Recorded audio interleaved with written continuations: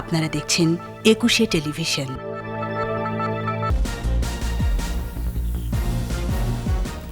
গৃহহীনদের ঘর নিয়ে দুদকের তদন্ত কেন বন্ধ হবে প্রশ্ন তুললেন প্রধানমন্ত্রী। কারা ভাঙলো ব্যবস্থা নিতে হবে। ইভ্যালির রাসেল ও তার স্ত্রী নাসরিন গ্রেফতার, মামলার তদন্ত প্রতিবেদন দিতে হবে 21 অক্টোবর। সাধারণ পরিষদের অধিবেশনে যোগ দিতে নিউ ইয়র্কে যাচ্ছেন প্রধানমন্ত্রী, গুরুত্ব পাবে করোনার টিকার সুষম বণ্টন। সামাজিক সুরক্ষা কর্মসূচির আওতা বাড়লে দারিদ্র্য কমবে বলছে বিশ্বব্যাংক। গ্রাম ও শহরের মধ্যে ভারসাম্য আনার পরামর্শ। খাদের কিনারে আফগান অর্থনীতি, বন্ধের পথে বিভিন্ন ব্যাংক, বেড়েছে মূল্যস্ফীতি।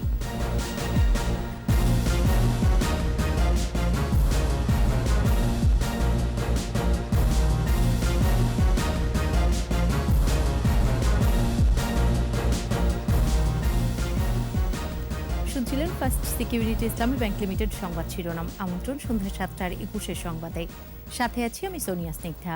দর্শক, একুশে টেলিভিশনের সংবাদ একই সাথে সরাসরি দেখতে পাবেন আমাদের ফেসবুক পেজ www.facebook.com/2124 অনলাইনে। এছাড়াও সংবাদে আরও থাকছে, ভাত খেলে রাত্রি যাপন ফ্রি, নিম্ন আয়ের মানুষের কাছে জনপ্রিয় বুড়িগঙ্গার ভাসমান হোটেল।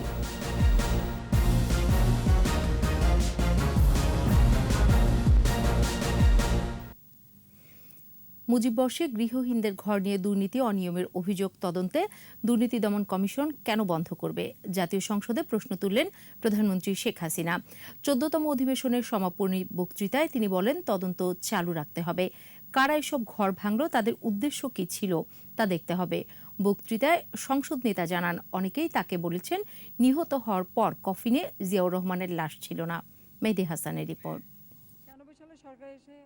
জাতীয় সংসদের 14তম অধিবেশনের সমাপনী বক্তৃতায় মুজিববর্ষ উপলক্ষে গৃহহীনদের জন্য সরকারের দেয়া ঘরের প্রসঙ্গ তোলেন। বাংলাদেশে যেখানে ভূমিহীন গৃহহীন মানুষ, তাদেরকে আমরা আশ্রয়ণ প্রকল্পের মাধ্যমে ঘর করে দিয়েছি। কিছু ঘর ভেঙে পড়ায় দুর্নীতি অনিয়মের অভিযোগ নিয়ে সংসদ নেতা বলেন, এর তদন্ত করতে হবে।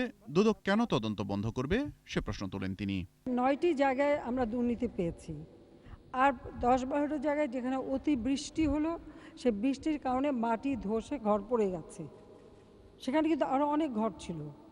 আর প্রায় 300টি জায়গায় যেখানে আমাকে প্রত্যেকটা ঘরের ছবি আমার কাছে আছে, পুরো তদন্ত করে দেখা গেছে, সেখানে দরজা জানলার উপরে হাতুড়ির আঘাত। কারা করছে তদন্ত হচ্ছে, এর মধ্যে কিছু অ্যারেস্ট হয়েছে এবং তাদের অ্যারেস্ট করা হবে, তাদের ব্যবস্থা নেওয়া হবে। আমার প্রশ্ন, আমি এই কথাটা যখন বলি, দুর্নীতি দমন কমিশন তদন্ত বন্ধ করবে কেন? নিহত হওয়ার পর জিয়াউর রহমানের লাশ কফিনে ছিল না বলেই সংসদকে জানান প্রধানমন্ত্রী। জিয়ার মৃত্যু সংবাদের পর তার লাশ খুঁজে পাওয়া যায়নি। গায়েবানা জানাজা হয়েছিল, কয়েকদিন পরে একটা বাক্স আনা হলো। এখানে কেউ একটা বুদ্ধি দিয়েছে, আর জেনারেল এরশাদ সাহেব আবার এ ব্যাপারে যথেষ্ট পারদর্শী। সাজিয়ে গুজিয়ে একখানা বাক্স নিয়ে এসে দেখানো হলো। করোনা সংকটে স্বাস্থ্য খাতের উন্নয়নে সরকারের কর্মকাণ্ড তুলে ধরেন সংসদ নেতা। 18 ঊর্ধ্ব সকল নাগরিককে কোভিড-19 টিকা দেওয়ার পরিকল্পনার কথাও জানান প্রধানমন্ত্রী। সবাই স্বাস্থ্য সেবা নেবেন, সবাই স্বাস্থ্য সুরক্ষা মেনে চলবেন, সবাই সুস্থ থাকেন, ভালো থাকেন। প্রতি মাসে যাতে 1 কোটি ডোজের বেশি টিকা পাওয়া যায় সে ব্যবস্থা করা হয়েছে বলেও সংসদকে জানান প্রধানমন্ত্রী। সবাইকে ধন্যবাদ।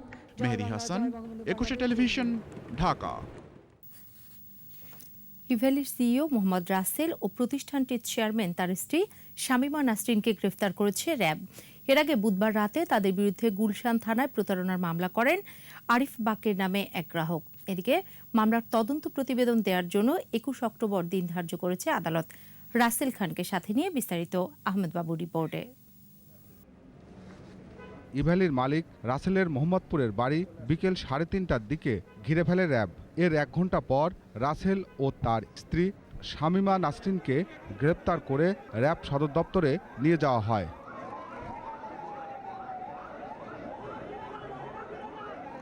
এর আগে প্রতারণার অভিযোগ এনে গুলশান থানায় মামলা করে এক গ্রাহক। এজাহারে 3 লাখের বেশি টাকার পণ্য নির্ধারিত সময়ে না পাওয়ার অভিযোগ করা হয়। চেয়ারম্যান রাসেল সাহেবের ওয়াইফ, তিনি আসেন, এসে তেরে এসে আমার সাথে চরম দুর্ব্যবহার করেন। দুর্ব্যবহার এক পর্যায়ে তারা আমাকে হুমকি দেন যে পারলে টাকা উঠায় নাও, দেখা যাবে। তখন আমি ইনসিকিউর ফিল করি। গত রাতে আমি এখানে একটা মামলা রুজু করতে আসি। পুলিশ বলছে ইভ্যালির বিরুদ্ধে বিভিন্ন ধরনের অভিযোগ ছিল তাদের কাছে।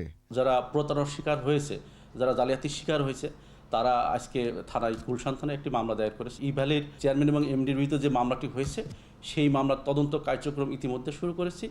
তদন্তে তাদের বিরুদ্ধে জালিয়াতির তথ্য প্রমাণ হলে অবশ্যই তাদের বিরুদ্ধে আমরা আইনগত ব্যবস্থা গ্রহণ করব। 2018 সালের পর থেকে ক্রেতা ও বিক্রেতার প্রায় 550 কোটি টাকার দায়ভার রয়েছে প্রতিষ্ঠানটির। তাদের বিরুদ্ধে প্রমাণ পাওয়ার পরে চার্জশিট দাখিল করা হবে। আহমদ বাবু, 21 টেলিভিশন, ঢাকা। করোনায় 24 ঘন্টায় আরও 51 জনের মৃত্যু হয়েছে। মৃতের সংখ্যা বেড়ে 27,109 জনে। স্বাস্থ্য অধিদপ্তরের সংবাদ বিজ্ঞপ্তি বলছে 808টি ল্যাবে 31,149 নমুনা পরীক্ষায় শনাক্ত 1,862। মোট শনাক্ত 15,38,203। নতুন 3,549 জন সহ সুস্থ 14,94,090। পরীক্ষার বিপরীতে দৈনিক সংক্রমণের হার 5.98%, সুস্থতা 97%-এরও বেশি, মৃত্যুহার 1.76%। এ পর্যন্ত দেশে করোনা পরীক্ষা হয়েছে 93 লাখের বেশি। করোনা টিকার সুষম বণ্টন নিশ্চিত করতে জাতিসংঘের সাধারণ পরিষদে জোরালো তাগিদ দেবেন প্রধানমন্ত্রী শেখ হাসিনা। এছাড়া জলবায়ু পরিবর্তনের ঝুঁকি মোকাবেলায় উচ্চ পর্যায়ের বৈঠকে উপস্থিত থাকবেন প্রধানমন্ত্রী। পাশাপাশি রোহিঙ্গা সংকট সমাধানে সহযোগিতা চাইবেন জাতিসংঘের সাধারণ পরিষদে। সংবাদ সম্মেলনে এসব কথা জানান পররাষ্ট্রমন্ত্রী একে আব্দুল মোমেন। মাহমুদ হাসানের রিপোর্ট। 17 সেপ্টেম্বর সকাল 9টায় জাতিসংঘের 76তম অধিবেশনে যোগ দিতে ফিনল্যান্ড হয়ে নিউ ইয়র্ক যাচ্ছেন প্রধানমন্ত্রী শেখ হাসিনা। সংবাদ সম্মেলনে তার এই সফরে গুরুত্বপূর্ণ বিষয়গুলো তুলে ধরেন পররাষ্ট্রমন্ত্রী আব্দুল মোমেন। বাংলাদেশ সবসময়ই আপনার এই মারণাস্ত্র চায় না, আমরা সেইটাতে যোগদান করব। মন্ত্রী বলেন, এবারের অধিবেশনে বড় পরিসরে করোনা টিকার সুষম বণ্টন নিশ্চিত করা, জলবায়ু পরিবর্তনের ঝুঁকি মোকাবেলায় সহযোগিতা চাইবেন প্রধানমন্ত্রী। রোহিঙ্গা ইস্যুতে বাংলাদেশের পক্ষ থেকে সাইডলাইন বৈঠক হবে। ক্লাইমেট একটা বড় ইস্যু এবং মাননীয় প্রধানমন্ত্রী সেইখানে অংশগ্রহণ করবেন। কোভিড ভ্যাকসিনটা should B a public good এবং এইটি সব দেশে পাওয়া উচিত। রোহিঙ্গা ক্রাইসিসের উপরে আলোচনা হবে, সেইখানে হচ্ছে এটা আমরা আমাদের নিজেরা সাইড ইভেন্ট করব। মালদ্বীপ ও ভিয়েতনামের রাষ্ট্রপতি, ইইউর প্রেসিডেন্ট ও জাতিসংঘের মহাসচিবের সাথে আলাদা বৈঠক করার কথা রয়েছে প্রধানমন্ত্রীর। ইউরোপিয়ান ইউনিয়নের প্রেসিডেন্ট, তার সাথেও একটা দ্বিপাক্ষিক আলোচনা হবে। আর 24 তারিখে মাননীয় প্রধানমন্ত্রী আপনার ইউএন জেনারেল অ্যাসেম্বলিতে তার ভাষণটা দেবেন। এবারও তিনি বাংলায় ভাষণটা দেবেন। যুক্তরাষ্ট্রের বাঙালি কমিউনিটির সাথে আলোচনায় অংশ নেয়ার কথা রয়েছে। পাশাপাশি সার্কের পররাষ্ট্রমন্ত্রীর সঙ্গে আলোচনায় অংশ নেবেন প্রধানমন্ত্রী। দু একটি বাদে প্রায় সবগুলো সেশনে প্রধানমন্ত্রী ভার্চুয়ালি জয়েন করবেন বলেও জানান পররাষ্ট্রমন্ত্রী। আফগানিস্তানের যে দুর্যোগ দূর করার জন্য যে সাহায্য চেয়েছে, সেইখানে আমরা জাতিসংঘের মাধ্যমে সাহায্য দিব বলে আমরা অঙ্গীকার করেছি। মাহমুদ হাসান, 21 টেলিভিশন, ঢাকা। সামাজিক সুরক্ষা কর্মসূচিতে প্রকৃত জনগোষ্ঠীর অন্তর্ভুক্তি নিশ্চিত করা সম্ভব হলে বাংলাদেশে দ্রুত দারিদ্র্য কমতে পারে বলে মনে করে বিশ্বব্যাংক। সংস্থাটি বলছে, বাংলাদেশের শহরাঞ্চলে প্রতি 5 জনে একজন দরিদ্র, তবে উপকারভোগীর হার গ্রামে বেশি। এমন পরিস্থিতিতে সামাজিক সুরক্ষা কর্মসূচিতে গ্রাম ও শহর এলাকার মধ্যে ভারসাম্য আনার পরামর্শ বিশ্বব্যাংকের। তৌহিদুর রহমানের রিপোর্ট। সামাজিক সুরক্ষা কর্মসূচিতে সরকারি ব্যয়ের পর্যালোচনামূলক প্রতিবেদন প্রকাশ উপলক্ষে বিশ্বব্যাংক ঢাকা অফিসের এই ভার্চুয়াল আয়োজন।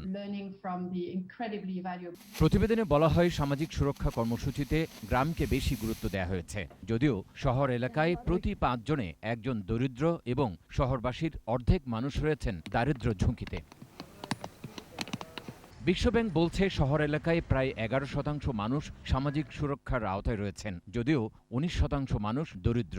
অন্যদিকে গ্রামাঞ্চলে 26% মানুষ দরিদ্র হলেও সামাজিক সুরক্ষা কর্মসূচির সুবিধা ভোগ করছেন 36% মানুষ।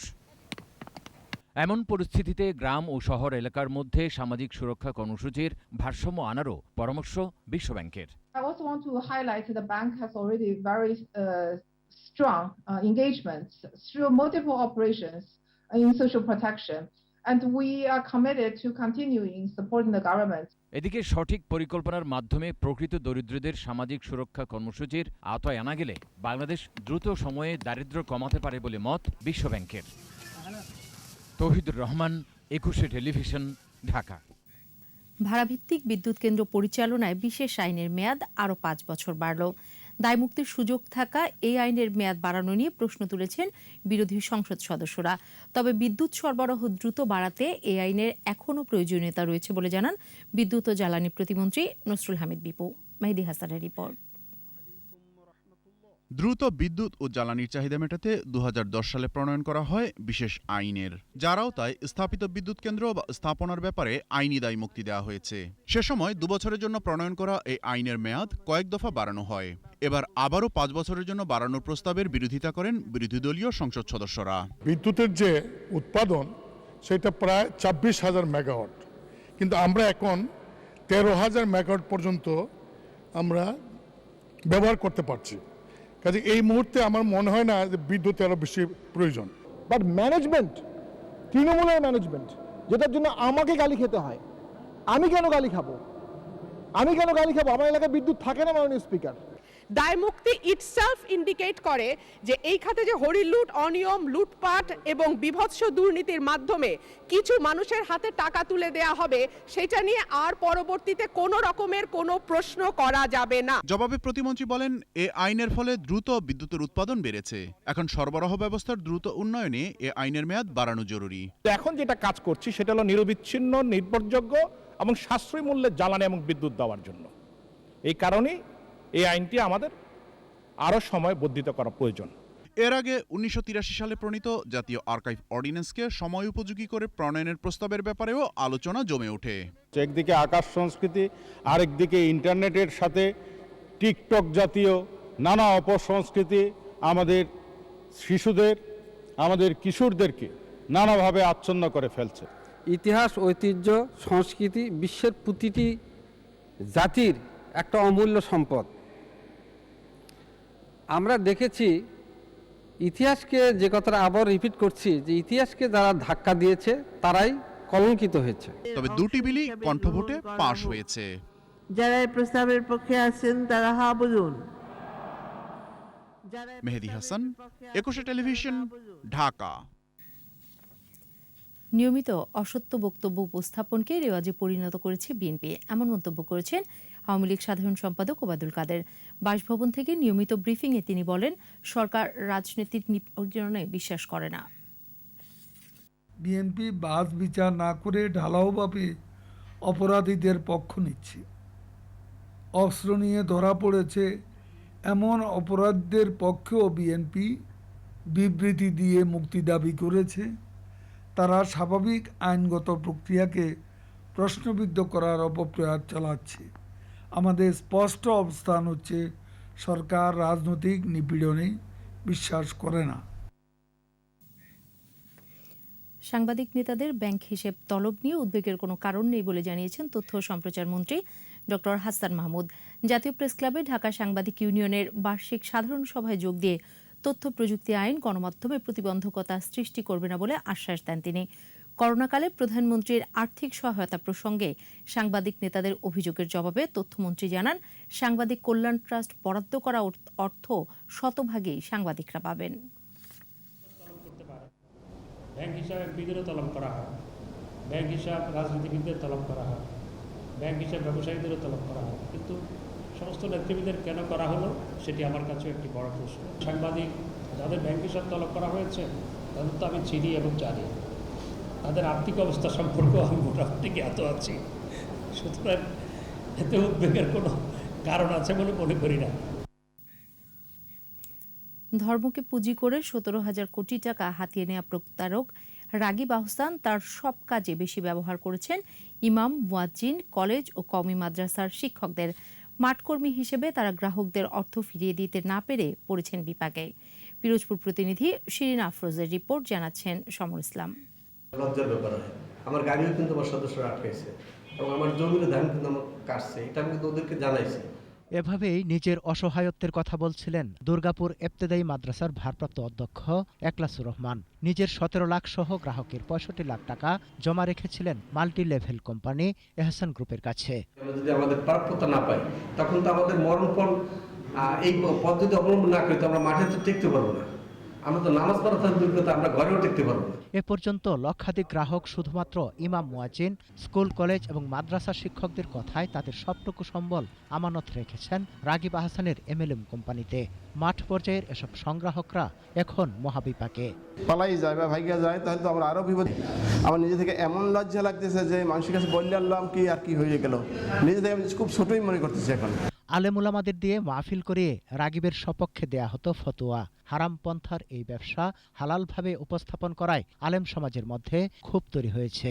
চাকরিচ্যুত হয়েছেন কয়েকজন ইমাম। মানুষ আমাদেরকে দেখলেই আমাদেরকেও বাঁকা চোখে দেখে এবং এটা মাওলানাদের কাজ, কিন্তু আসলে সে অত্যন্ত চতুর এবং সুকৌশলে। তার লক্ষ্য উদ্দেশ্য ছিল প্রতারণার মাধ্যমে শুধুমাত্র এদেশের ধর্মপ্রাণ মুসলমানদের নিঃস্ব করে দেওয়াটাই ছিল তার টার্গেট। মাঠ কর্মীরাও গচ্ছিত টাকা গ্রাহকদের ফিরিয়ে দেওয়ার চেষ্টায় আছেন। সেই সাথে ইসলামের নামে ধোঁকার হাত থেকে জনগণকে রক্ষার তাগিদও অনুভব করছেন ইমাম সমাজ। বড় বড় আলেম ওলামাদের এনে তাদেরকে আলাদাভাবে তাদের সাথে বৈঠক করে তাদেরকে এই লোভ দেখাই তাদেরকে এই প্রতারণা করে তারা এই টাকা পয়সা নিয়েছে। এবং আপনারা জানেন যে লক্ষ লক্ষ না কোটি কোটি টাকা নিয়েছে। ইতিমধ্যে অনেকে স্ট্রোক করে মারা গেছে। রাগিব আহসান র্যাবের হাতে গ্রেফতারের পর পুলিশ হেফাজতে 7 দিনের রিমান্ডে আছেন। রিমান্ডের তৃতীয় দিনও তদন্তের স্বার্থে তথ্য খোলাসা করেনি পুলিশ। সমর ইসলাম, 21 টেলিভিশন। মনুষ্য সৃষ্ট নানা কারণে ক্ষতির মুখে ওজোন স্তর, এর ফলে পৃথিবী বিপন্ন হওয়ার আশঙ্কা রয়েছে। যদিও করোনাকালে ওজোন স্তরের ছিদ্রের খানিকটা মেরামত হয়েছে বলে মনে করছেন পরিবেশ বিজ্ঞানীরা। তবে ওজোন স্তর রক্ষায় মন্ট্রিয়াল চুক্তির বাস্তবায়নে উন্নত দেশসহ সব দেশকে ক্লোরোফ্লোরোকার্বন বা সিএফসি ব্যবহার বন্ধের তাগিদ পরিবেশ বিজ্ঞানীদের। আরও জানাচ্ছেন স্মৃতি মণ্ডল। ক্ষতিকর অতিবেগুনি রশ্মি যাতে পৃথিবীর মাটিতে পৌঁছাতে না পারে সেজন্য ঢাল হয়ে বায়ুমণ্ডলের ওপরের দিকে অবস্থান করছে ওজোন স্তর। ওজোন স্তর না থাকলে সূর্যের অতিবেগুনি রশ্মি সরাসরি পৃথিবীতে পৌঁছে প্রাণীজগৎ এমনকি উদ্ভিদের জন্য মারাত্মক ক্ষতির কারণ হতো। ত্বকের ক্যান্সার থেকে শুরু করে চোখেরও ক্ষতি হতে পারে। বিপন্ন হতে পারে পরিবেশের ভারসাম্য। ইমিউনিটি যেটা সেটা ড্যামেজ হতে পারে, ডিএনএ সেটা নষ্ট হয়ে যেতে পারে। এবং এটা শুধু যে মানুষের না, এটা ফ্লোরাল স্পেসিস যেগুলো উদ্ভিদের খুব ক্ষতি হয়। যে rise of sea level, meltation of the polar and alpine glaciers, এই সব কিছু। এবং এটা যখন গ্রিন হাউস এফেক্ট অথবা ওজোন লেয়ার ডিপ্লেশন, তার অ্যাডভার্স এফেক্ট সারা বিশ্বে পড়বে। শিল্পায়নের যোগে নানা ধরনের রাসায়নিকের ব্যবহারে ধ্বংস হচ্ছে এই ওজোন স্তর। 80-র দশকে বিজ্ঞানীদের চোখে ধরা পড়ে দক্ষিণ মেরুর উপরে ওজোন স্তরের ছিদ্র। এরপরই 1987 সালে গোটা বিশ্ব মন্ট্রিয়াল চুক্তি সই করে ক্লোরোফ্লোরোকার্বন বা সিএফসি ব্যবহার বন্ধের সিদ্ধান্ত হয়। ইন্ডাস্ট্রিয়ালাইজেশন, আরবানাইজেশন, মডার্নাইজেশনে যারা এগিয়ে আছে, যারা বেশি ভোগ করছে, ভোগবাদী, তাদেরকে বুঝতে হবে। কারণ পৃথিবীর কোনো এক জায়গায় যদি এসব হয়, অ্যাটমসফেরিক পলিউশন বলেন, ওয়াটার পলিউশন, এটা সিস্টেম সারা পৃথিবীকেই এটা এফেক্ট করে। গ্লোবাল ওয়ার্মিং হলে যে শুধু বাংলাদেশের ক্ষতি হবে তাই না, এটা উন্নত অনুন্নত সব দেশেরই, সবাইকে সচেতন হতে হবে। তবে করোনা মহামারীকালে ইতিবাচক প্রভাব পড়েছে ওজোন স্তরে। গাড়ি ঘোড়া কম চলেছে, ইন্ডাস্ট্রিগুলো বন্ধ হয়ে গিয়েছিল, অনেক জায়গায় পরিমাণ কমে গিয়েছিল। তার ফলশ্রুতিতে অ্যাটমসফেরিক পলিউশন যেগুলো হার্মফুল সাবস্টেন্স বাতাসে, সেইগুলো কার্বন টার্বন এইগুলো গিয়ে অনেক লেভেল কমে গেছে, বাতাস ট্রান্সপারেন্ট হয়ে গেছে। ওজোন স্তর ক্ষয় হলে গোটা পৃথিবী বিপন্ন হবে। তাই কার্বন নিঃসরণ কমিয়ে বিকল্প জ্বালানি ব্যবহারের তাগিদ বিশেষজ্ঞদের। Solar energy, wind energy, hydro energy এইগুলো ইউজ করব। স্মৃতি মণ্ডল, 21 টেলিভিশন, ঢাকা। এবার আমাদের বিশেষ আয়োজন আমার বাংলা।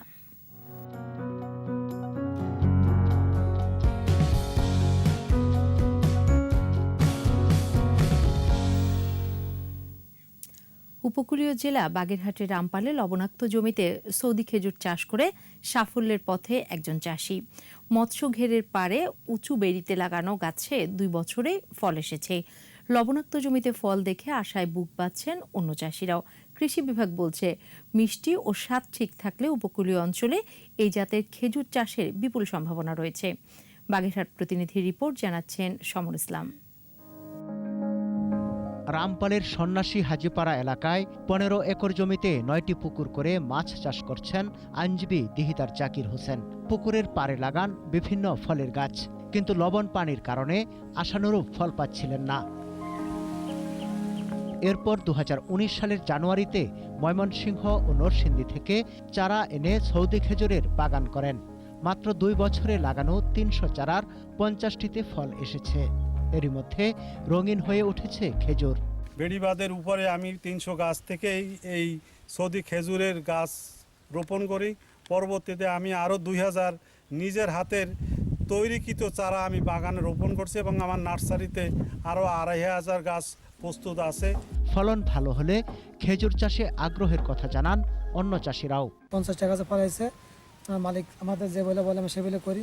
লবণ পানি অনেক চিন্তা ভাবনা ছিল, এটা দূর হয়ে গেছে। লবণের কারণে কিছুই হয় না, বছরের পর বছর বিঘাকে বিঘা ঘেরের পার খালি পড়ে থাকে। এখন আমরা অনেকটা সচেতন হয়েছি, দেখেছি, বুঝেছি, আমরা চারা পেলে চাষ করব। কৃষি বিভাগ বলছে, গুণমান ঠিক থাকলে লবণাক্ত জমিতে খেজুর চাষ করে লাভবান হবেন চাষিরা। এই এলাকায় খেজুর চাষের এটি প্রথম। আমরা আশা করব এটি যদি সফলতার সাথে ফলন পাওয়া যায় তাহলে হয়তো আগামীতে প্রসার ঘটবে। বিচি ও কলমের মাধ্যমে প্রায় 2500 চারা গাছও তৈরি হয়েছে জাকির হোসেনের বাগানে। সমর ইসলাম, 21 টেলিভিশন। নিচ্ছি সংবাদ বিরতি। যখন ফিরছি তখন অন্যান্য খবরের সঙ্গে আরও থাকবে। জাপানি 2 শিশুর মা বাবাকে সমঝোতার আরও সময় দিল হাইকোর্ট। পরবর্তী শুনানি 28 সেপ্টেম্বর। যুক্তরাষ্ট্রে ফাইজারের বুস্টার ডোজের প্রয়োজনীয়তা নাকচ, আবেদন করেছে মডার্না।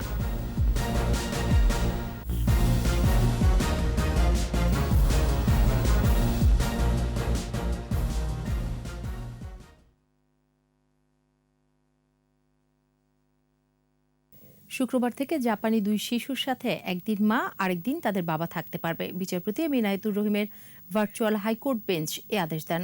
আদালত বলেন, প্রতিদিন 24 ঘন্টা করে গুলশানের বাসায় থাকবে তাদের বাবা এবং মা। পরে 28 সেপ্টেম্বর পর্যন্ত শুনানি মুলতবি করা হয়। এই সময়ের মধ্যে সন্তানদের ভবিষ্যতের কথা বিবেচনায় বাবা ও মায়ের মধ্যে সমঝোতা করতে আহ্বান জানিয়েছেন হাইকোর্ট। বাংলাদেশি বংশোদ্ভূত মার্কিন নাগরিক স্বামী শরীফ ইমরানের কাছ থেকে 10 ও 11 বছর বয়সী 2 মেয়ে সন্তানকে ফিরে পেতে 19 আগস্ট হাইকোর্টে রিট করেন জাপানি নারী নাকানো এরিকো। এই সন্তানদের সবচেয়ে বেশি ওয়েলফেয়ার কোথায় হবে, কোন দেশে থাকলে তারা সবচাইতে বেশি ভালো থাকবে এবং পড়াশোনা এবং তাদের ভবিষ্যৎ ভালো হবে, এটাই ছিল আজকের মূল আলোচ্য বিষয়। জাপানি আইন অনুযায়ী 18 বছর হবে, তখন তাদের পছন্দ মতো মায়ের কাছে যাবে না বাবার কাছে যাবে নাকি ইন্ডিপেন্ডেন্ট থাকবে, তারা নিজেরাই ঠিক করে নেবে। শেখ রাসেলের ইতিহাস যাতে শিশুরা জানতে পারে, প্রতিটা জেলা উপজেলায় সেই ব্যবস্থা করার দাবি জানিয়েছেন বক্তারা। বঙ্গবন্ধু এভিনিউতে আওয়ামী লীগের কার্যালয় শিক্ষা দিবস উপলক্ষে শেখ রাসেল জাতীয় শিশু কিশোর পরিষদের শিক্ষাবৃত্তি প্রদান, শিক্ষা উপকরণ বিতরণ ও আলোচনা সভায় জানানো হয়, সারা দেশের সংগঠনের সাথে যুক্ত 1000 শিক্ষার্থীকে প্রতি মাসে 1500 টাকা করে 1 বছর এই বৃত্তি দেওয়া হবে। অনুষ্ঠানে গৃহায়ন ও গণপূর্ত প্রতিমন্ত্রী শরীফ আহমেদ, শেখ রাসেল জাতীয় শিশু কিশোর পরিষদের সভাপতি কে এম শহীদুল্লাহ সহ অন্যান্যরা উপস্থিত ছিলেন।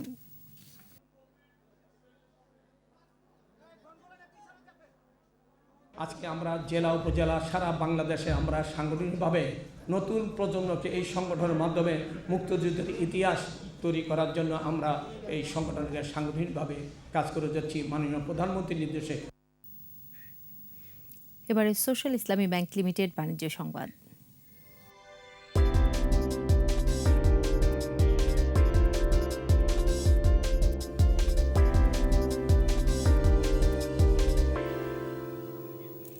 সূচক ও লেনদেন বেড়েছে দেশের পুঁজিবাজারে, তবে দর হারিয়েছে বেশিরভাগ প্রতিষ্ঠান। বৃহস্পতিবার ডিএসসিতে লেনদেন হওয়া 265টি প্রতিষ্ঠানের মধ্যে দর বেড়েছে 127টির, কমেছে 208টির, আর অপরিবর্তিত ছিল 30টির দর। ডিএসসির প্রধান সূচক ডিএসইএক্স 31 পয়েন্ট বেড়ে উঠে আসে 7,228 পয়েন্টে, আর দিন শেষে ডিএসসিতে লেনদেনের পরিমাণ দাঁড়ায় 2,171 কোটি 31 লাখ টাকা। সূচক বেড়েছে অপর স্টক এক্সচেঞ্জ সিএসসিতেও লেনদেন হয়েছে 84 কোটি 17 লাখ টাকার শেয়ার ও মিউচুয়াল ফান্ড।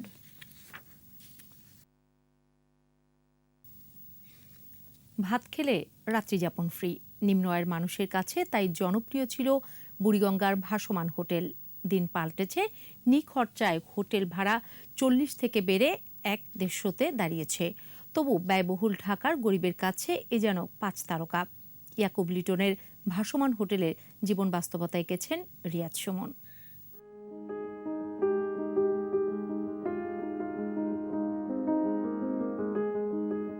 সময়টা মুক্তিযুদ্ধের বেশ আগের।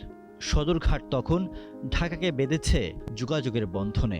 কোর্ট কাচারিতে আসা মানুষের সকালে এসে সন্ধ্যায় ফেরা অসম্ভব। যাত্রা বিরতির সম্বল তখন বুড়িগঙ্গা পাড়ের ভাসমান হোটেল। শুরুতে ছিল কাঠের বোট, অতঃপর অবকাঠামোতে যোগ হয় লোহা লক্কর। একতলা ভেদিয়ে উঠেছে দোতলা। গরিবের 5 স্টার বলে খ্যাত এসব হোটেলের অবস্থান বাবুবাজার ব্রিজের পশ্চিম পাশে। শুধু খাওয়ার বিল দিত, ভাড়া লাগতো না, এটা খাবার ব্যবস্থা ছিল। এখন খাওয়ার ব্যবস্থা নাই। খাইতে পারেন, আধা কেজি কিনে নিছেন, রাখতে ফ্রি। এই স্টিল হয়েছে 91-তে, এর আগে কাঠের নৌকা ছিল। হোটেলের কক্ষগুলোতে যোগ হয়েছে লাইট, ফ্যান সহ আরও কিছু সুবিধা। 40 টাকার ভাড়া বেড়ে তাই 100-র উপরে। শ্রমিক, দিনমজুর, হকার, ফল ব্যবসায়ী কিংবা কাজের সন্ধানে ঢাকায় আসা মানুষ ভাসমান হোটেলের অতিথি। পানির কুলুকুলু শব্দ আর নীরবতা ভেঙে জাহাজের হুইসেল মেহমানদের কেউ কেউ বাড়তি বিনোদন হিসেবেও নেন। সর্বপ্রথম দিতাম হলে 8 আনা, তারপরে 5 টাকা, তারপরে 10 টাকা, 15 টাকা, 20 টাকা, এখন 50 টাকা। কেন আসছি চাকরির খোঁজের জন্য আর কি। এই জায়গায় একটু খরচ কম দেখে এই জায়গায় থাকি। সদরঘাটে ব্যবসা করি 5-7 বছর, আর এইখানে আসছি 1 বছর। এখানে থেকে আমি খুব আরামে আছি, ভালোই আছি। তবে হোটেলের স্থান 3 বার পরিবর্তন হওয়ায় অতিথির সংখ্যা তুলনামূলক অনেক কমেছে। আমরা ছিলাম হইল সদরঘাট টার্মিনাল ওয়াজঘাট এইখানে, তো ওইখান থেকে এইখানে নিয়ে আসার পরে যে পুরানা যে কাস্টমার ছিল এরা এখন অনেকেই চেনে না, জানে না বা খুঁজা পায় না।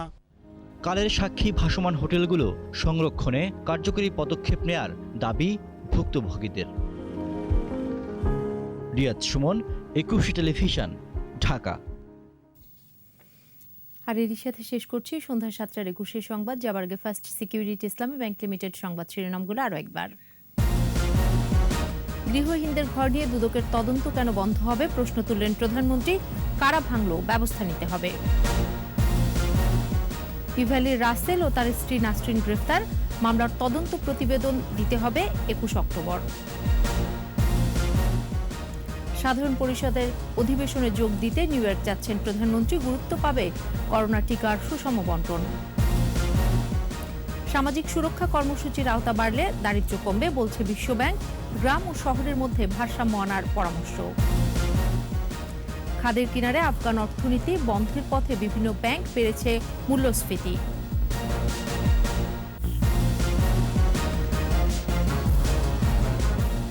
সর্বশেষ খবর জানতে ডায়াল করুন 2021 নম্বরে, আর ভিজিট করুন 21-tv.com ওয়েবসাইটে। এছাড়া ফেসবুকে লগ অন করতে পারেন facebook.com/2124 অনলাইনে। পরের সংবাদ রাত 9টায় দেখার আমন্ত্রণ রইল। স্বাস্থ্যবিধি মেনে চলুন, সুস্থ থাকুন।